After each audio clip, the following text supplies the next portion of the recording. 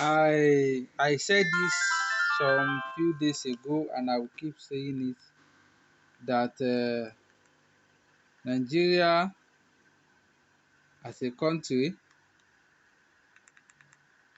is gone. There's this new system of divide and rule. This person is in government. Buhari is a dictatorship. He's running a dictatorship government. He is a dictator, suprematist. He's a suprematist.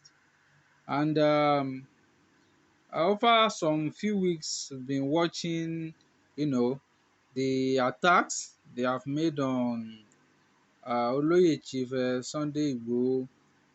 Uh, they most especially by the government, the state security service, DSS. Their operation has been uh, questionable. Their operation has been very tough over some last few months. Most especially this time that people are agitating for Oduduwa Republic.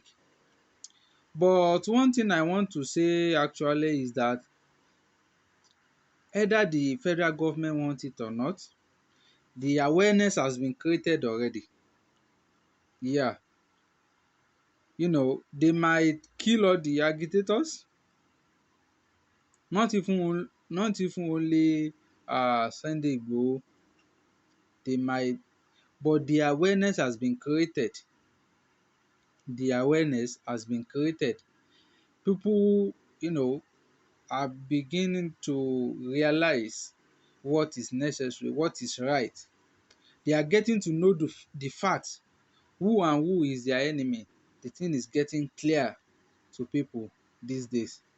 So the federal government attacking the Yoruba activists, the Chief Sunday Igboho, is a very wrong idea. In fact, the system of government we claim we are running in Nigeria is actually different from what we are seeing. And with what is going on, the country has been, divided already. If you look it deeply, you will see that there's nothing more. It's just that just a very thin line holding the country together. And meanwhile, the system that the British that used on Nigeria when they want to colonize our forebears are still running. We are still being colonized. We are still being colonized. Because if you study government or history very well, you will see where the system they call the divide and rule system that the British government use on us, and they are still using the logic. Actually, if there's going to be a nation, what according to my own in my own understanding, I would say a nation must be sharing. There mustn't be different different religion, different cultures, different languages. Even though we are sharing different faith, to call something a nation, the diversity shouldn't be to the extent of the language, culture, and the moral diversity. Right from the outset of the colonization, Yoruba and Igbo are very inquisitive. They are the only tribe who inquire about what the British government do, what they did, and all that. You can see that the divide and rule worked very fine in the north more than any other places. because there have been some system of government that has been run by our forebears before the colonial master came. So that made it easy, and they see that one thing is, wherever the oyinbo can penetrate, this English, wherever they can penetrate, they will make sure that once they see that the Yorubas and Igbo, they are very hard to penetrate, so they think the only weapon to use is this Hausa Fulani people, you know, so that they they know they are holding the largest population. So, and they feel that they have every right to manipulate uh, other tribes. So that is when the British government came in and used the divide and rule system, and it's still working perfectly, if you can see very well. And when that happens, you see that there are some diversities. If you see very well the way the Hausa Fulani people are running their government, and you will wonder that, sorry to say this, we it is like the situation of the elite being ruled by the ignorant. The elite being ruled by the ignorant. You will discover that the way in a country with a lot of professors, a lot of well reasoned people, people of high esteem and a good reputation, are being ruled by the ignorant. And that's what happens. That's the plan and the goals of the colonial masters, and it's still working. If the country is not divided, there's no way Nigeria will not be experiencing the same problem. The thing cannot work together. It's like when you a marriage that cannot work together. Someone has a husband and wife that doesn't love one another, the union will not last. That's the situation of things in Nigeria.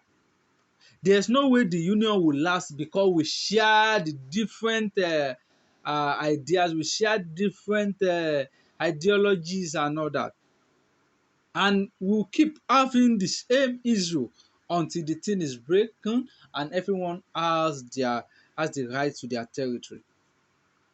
So restructuring, still working on that one. One thing is, there's no way, you don't expect a politician to follow this, because there's no way whereby the secession will take a place, whereby one part or one tribe will say they want to go away. It will firstly become somehow hard.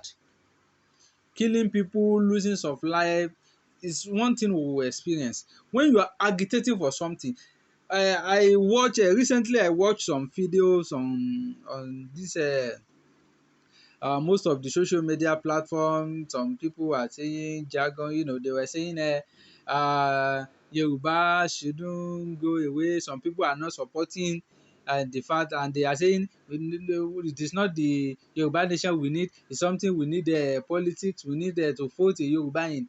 How are you sure that's going to work in a country where we are being ruled by the ignorant, where we are being ruled by the delegation of the British government, and you expect the one Nigerian to work again? Do you think that will work? When the marriage is not working, then you break up. When something you join is not working, then you break up. This thing cannot be glued. Then you break it up. You let everyone go their way. But with the influence of the British, one thing about this British government is, the English people generally, what they do is they will act as if they are supporting the oppressors, the suppressed tribe. They will act as if they are supporting them. When they attack the IPOB that time, when the issue of this bad government will end SARS and all that. When the issue happened, the British government acted as if they want to support. That's how they do. That's one of the characteristics of the divide and rule government. They will act as if they want to help. They will come as a helper. They will, present themselves very well. You will imagine that this our helper. And when something happen, when Hausa, when let me tell you one thing. Not until we fight, we stand on our feet to fight for our right. There's no way Hausa Fulani will not be oppressing us, because one thing you will say is when they kill someone, you will now go to report to the police station, or to or bet after everything you if you want to do the best, you will say you are going to international summit, you are going to write international, all this not jargon some people that claim to be and they are doing. I'm so disappointed to see some people that the educated people still not reason very well. So now Hausa will oppress you, something will happen in Nigeria, then you will believe that this thing can avenge for you. No, there's no way they will help you, because generally Nigeria is a free market for them. If we break away and maybe the tribe of Igbo starting building their cars, doing some invention, they know that their market will not be selling anymore. So it is their market, their popular market that they will never pray it takes away. Most of the thing we're supposed to be doing here is being sold to us, and we keep quiet, all because of what we will eat, all because of what we will eat. And I'm so disappointed in what happened these days. So with what is going on in the country right away, if only we want to deceive ourselves, the war is uh, at the doorstep of the country already. Yes. But some people say, yeah, they don't want. There's no way, because already you are, and most especially, I love my our people Yoruba, because we are the most, let me say, the weakest tribe of in the country. And because Yoruba, they very only you want everything to be, even if they are suffering, no war, peace cannot come without a war. Go and check every nation, go and check every prosperous nation these days, the developed countries, go and check.